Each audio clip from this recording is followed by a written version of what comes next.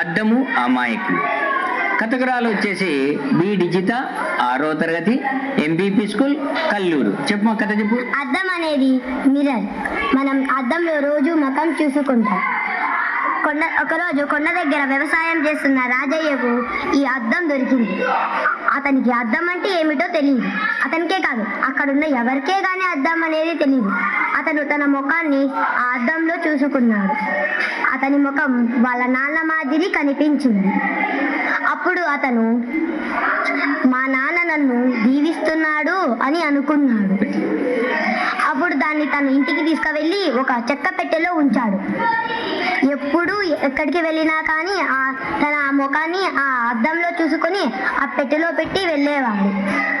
ఒకరోజు అతను తన ముఖాన్ని చూసుకొని ఆ పెట్టెలో పెట్టి వెళ్తుండగా తన భార్య చూసి, ఏంటి ఇతను రోజు పెట్టె తీస్తాడు, తన ముఖాన్ని చూసుకుంటాడు, మళ్ళా దానిలోనే పెడతాడు, ఇంతకు అది ఏమిటి అని అతని భార్య ఆ పెట్టె దగ్గరికి వెళ్ళి ఆ అద్దాన్ని చూసింది. ఆమెకు కూడా ఇది అద్దమని తెలియదు. ఏమిటిది ఇలా ఉంది అని తన ముఖాన్ని చూసుకుంది. ఏమిటి, నన్నే కాదు ఇంకొక దాన్ని దీనిలో ఉంచాడా అని అతని భర్తని అడిగింది. అప్పుడు తన భర్త, నేను ఉంచుకున్నది నిన్ను కాదు, మా నాన్న ఈ అద్దంలో ఉండి రోజు నన్ను దీవిస్తాడు. అసలు నేను నిన్ను తప్ప వేరే వాళ్ళని ఎందుకు ఉంచుకుంటాను అని ఇద్దరు గొడవ పడుతూ ఉన్నారు. అక్కడికి ఒక ముసలావిడ వచ్చింది.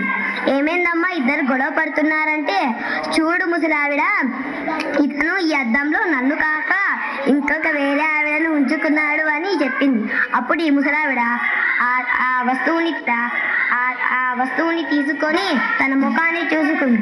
ఏమిటి, నీ భర్త దీనిలో ఒక ముసలావిడని పెట్టుకున్నాడు అని అనింది. అప్పుడు, అయ్యో నేను ఇంకొకసారి ఈ అద్దాన్ని తీసుకోను, ఈ అద్దం అనేది నాకు తెలియదు అని